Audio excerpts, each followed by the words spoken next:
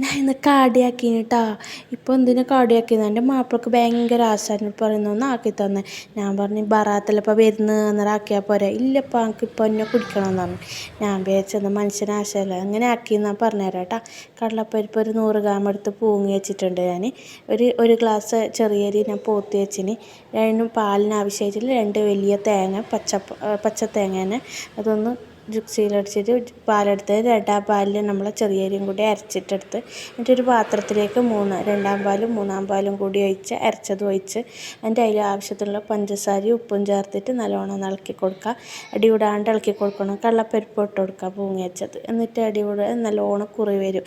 അപ്പോൾ ഒക്കെ എന്താക്കുക, നമ്മൾ 2 വലിയ പഴം മുറിച്ചിട്ട് അതിലിട്ട് കൊടുക്കുക. എന്നിട്ട് നല്ലോണം മിക്സാക്കി കുറച്ച് മധുരം ആവശ്യത്തിന് നോക്കിയിട്ട് ഇട്ടിട്ട് 1 പാലും കൂടി ഒഴിച്ചിട്ട് മിക്സാക്കുക.